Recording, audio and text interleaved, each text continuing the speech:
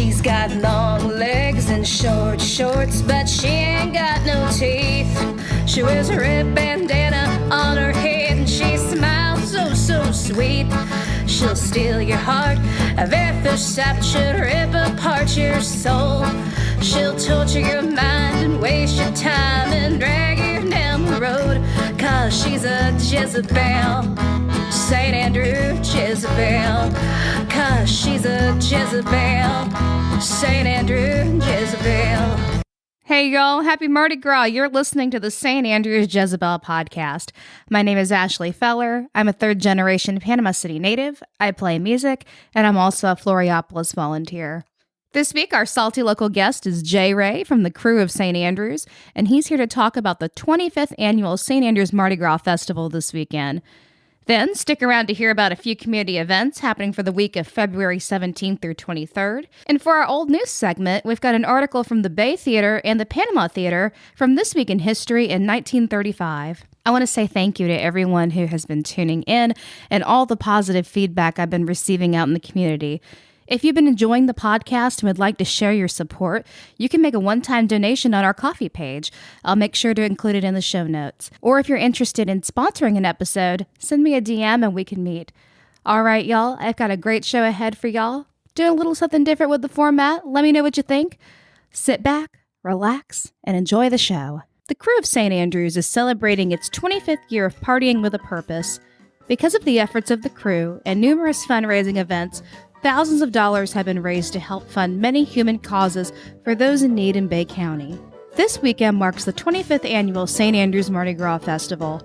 Over the last 25 years, the event has grown to be loved by locals and has attracted visitors by the thousands. Today on the St Andrews Jezebel Podcast, we meet with Jay Rae from the Krewe of St Andrews.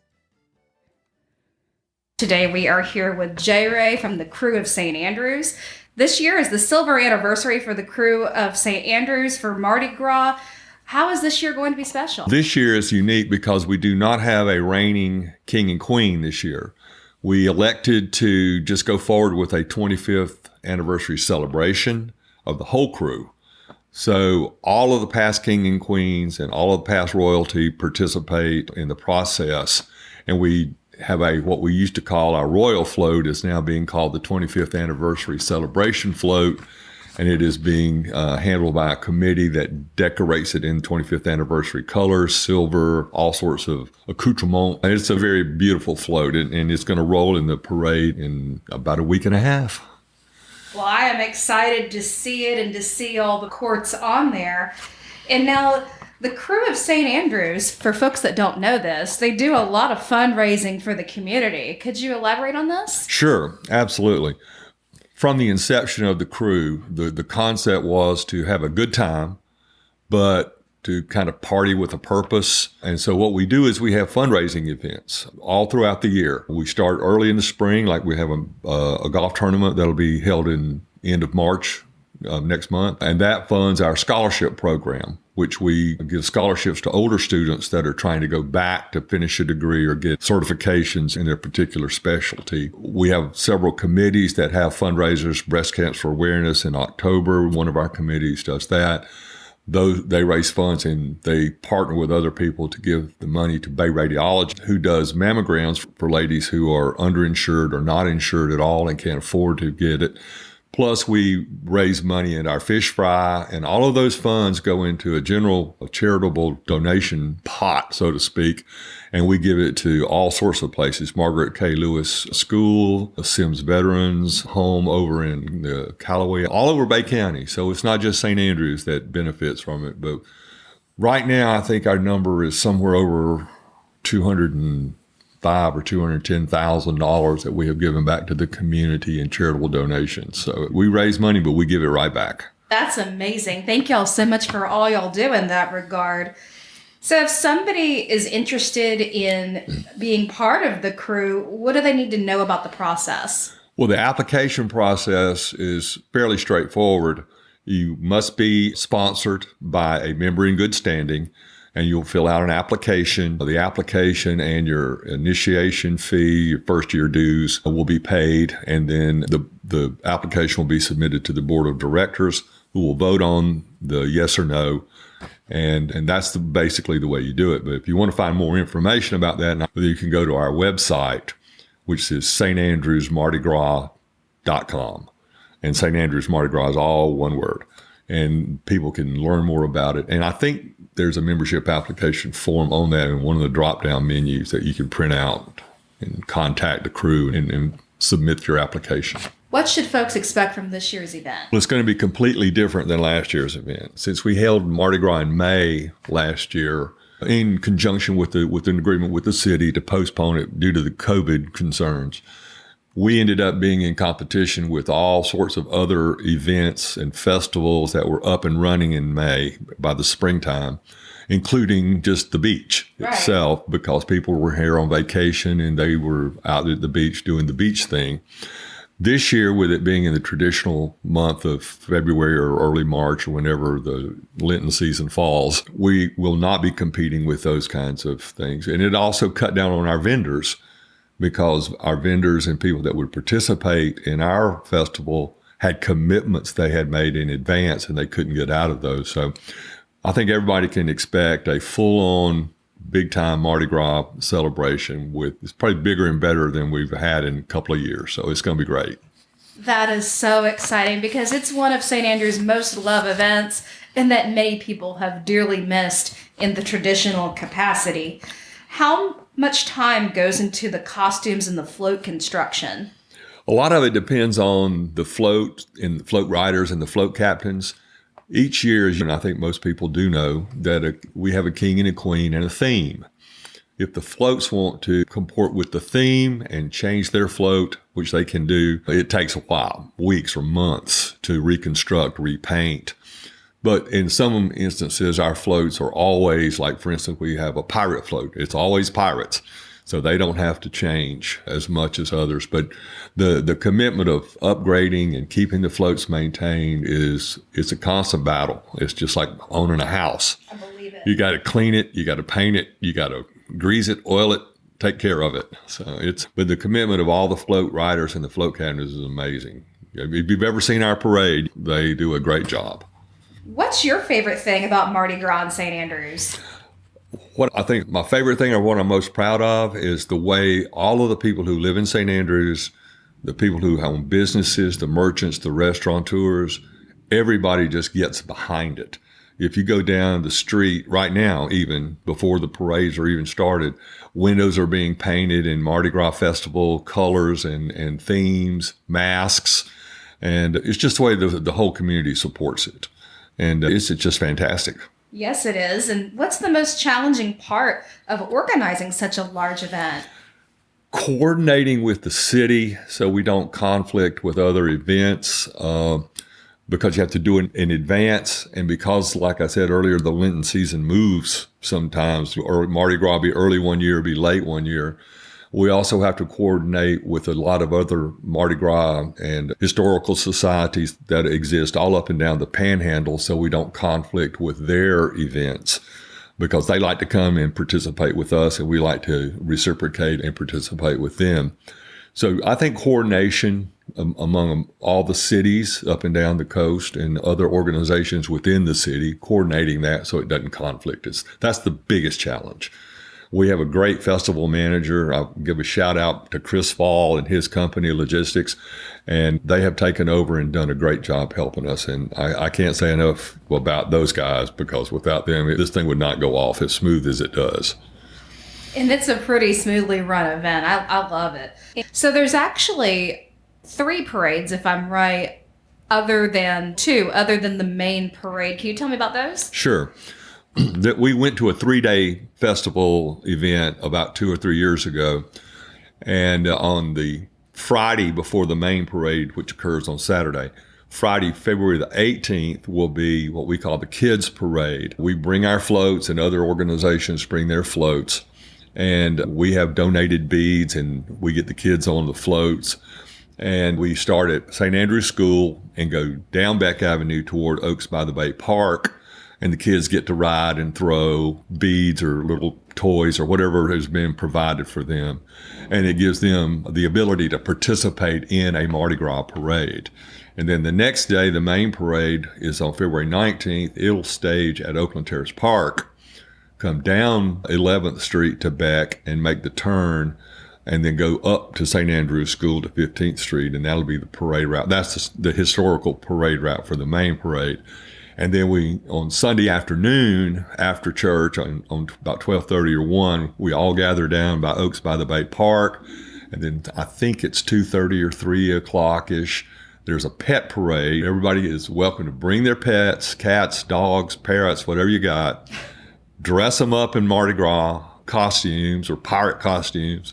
And there will be the king and queen, the past king and queen, since we don't have one this year, the past king and queen will judge, and there will be a pet Mardi Gras king and a pet Mardi Gras queen, and they will lead a walking parade down Bayview Avenue through the festival area, and all the pets can be seen, and we pet them, and people come take pictures with them, and all. It's just a great time. That just sounds fantastic. That sounds amazing. Jay, thank you so much for all that you and the crew of St. Andrews do for all of Bay County and beyond. And I also want to say thank you to the witches of St. Andrews. I know Pat's involved with the witches, and they do great things too. Until next time, happy Mardi Gras, and keep St. Andrews salty. One of the best things about St. Andrews is that you can see live music every day. That's right. There is live music being played somewhere in St. Andrews 7 nights a week. Fortunately, my friend Ken Schaefer creates and publishes a weekly schedule for St. Andrews as well as most of Bay County. Ken's spreadsheet schedule is updated often when there's any changes. Ken also shares individual music events and is walking the walk and talking the talk when it comes to supporting live music. Not only does Ken supply the music schedules, but he attends several music performances a week and takes fantastic photos of the musicians. As a working musician myself, I feel blessed to have Ken and his wife Donna as treasured members of our local musical family. Make sure you like and follow Ken's page, Salty Sounds in St. Andrews, and Oh Boy Music on Facebook, so that you'll always know where all the live music will happen. Thank you so much, Ken, for everything you do. So we've got a big week coming up in St. Andrews, especially with Mardi Gras this weekend. But let's start with Thursday. Thursday night at 6 p.m. is Collaboration Night at the Library on Beck. This is hosted by Stephen Myers. This is a great chance for you musicians to test out your new songs, poets to test out a new poem, comedians to test out a new bit. It's a great opportunity with lots of wonderful craft beer and a great atmosphere. Friday is the first day of the St. Andrews Mardi Gras Festival, and the Kid Parade starts at 4:30 p.m., and I believe the Kid Parade actually begins at St. Andrews School and makes its way down Beck Avenue. Now on to Friday night. This is really exciting. Join Corey Hall and friends for Psych Night Volume 8 at the Taproom for a Mardi Gras masquerade at 6 p.m. Wear your funkiest mask and come enjoy some great psychedelic music. Y'all, make sure you do not miss this. I accidentally went to Psych Night last month and I had so much fun. The music was great. They have quite a few gifted vendors. They had tarot card readings. And of course, it's the Taproom. They have some of the best craft beer in town. There's usually a food truck there. And with Mardi Gras going on, it's going to be a great place to end up this Friday night. Saturday is day 2 for the St. Andrews Mardi Gras Festival. The festival opens up at 10 a.m. and there's going to be tons of fantastic live music, dancing, delicious food, and more starting at 10 a.m. The main parade will begin at 4 p.m. and it will run from Oakland Terrace Park down 11th Street and then make a right onto Beck Avenue.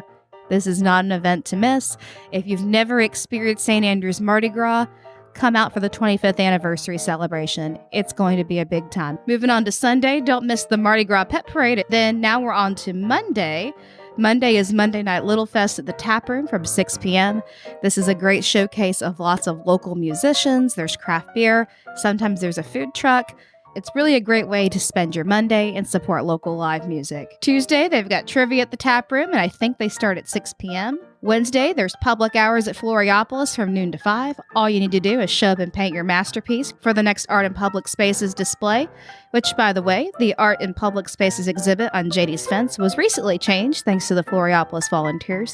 Make sure you go by and check out this month's theme, which is mythical creatures.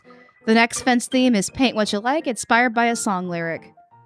Also on Wednesday is Comedy Open Mic at the Library on Beck, brought to you by Panama City Comedy. Their sign-up is $7.30, and this is open to all skill levels. That's all the community events I've got for this week. I hope everybody comes out for the 25th annual St Andrews Mardi Gras Festival. And don't forget to tune in next week for more. So I saw the new Ghostbusters movie not too long ago, and I really liked it. I haven't been to the movies in a very long time, and honestly, I don't watch a lot of movies because I'm so busy. But for those of you who really enjoy the movies, I thought I'd share this article with you. I found it in the St. Andrews Bay News, This Week in History in 1935. This one tells of some interesting news from the Bay and the Panama Theater. Panama Theater releases interesting news.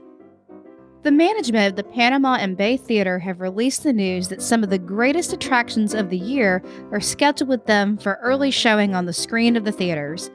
Coming to the Panama Theater, the list of pictures furnished is as follows.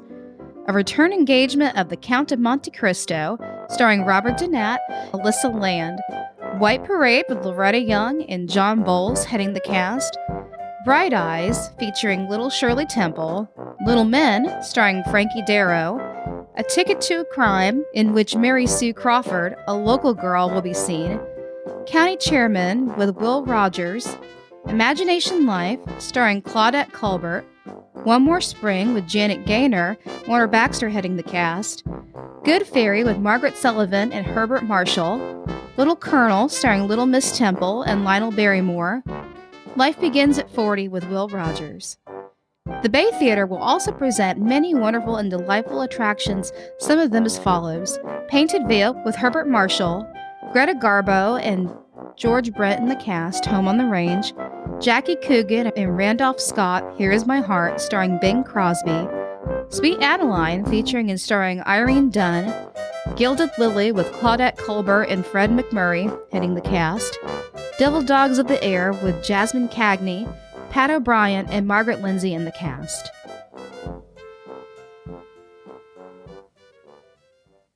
Thank y'all so much for tuning in to Season 2, Episode 6 of the St. Andrews Jezebel Podcast. Stay on the lookout for new episodes of Salty Field Recordings, and if in case you haven't seen them yet, there's 2 new episodes featuring Jack and Jen up on our YouTube channel. And in the spring, we'll be making more. As always, if you'd like to support the podcast, please visit our Ko-fi page where you can make a one-time donation. I'll make sure to link that in the show notes below. Make sure you tell all your salty friends to follow us on Facebook so you'll receive a notification every Thursday when episodes go live. If you liked our theme song, it was written by me and recorded by Dave Schwartz on the campus of Gulf Coast State College. The rest of the show was written by me and recorded in my music room, with the interviews recorded at Floriopolis. So I hope to see y'all next Thursday. Till next time, happy Mardi Gras and keep St. Andrews salty. Red lipstick, so thick, and a push-up bra. Tramp stamp, stretch marks, and a lacy thong, 'cause she's a Jezebel, St. Andrews Jezebel, 'cause she's a Jezebel, St.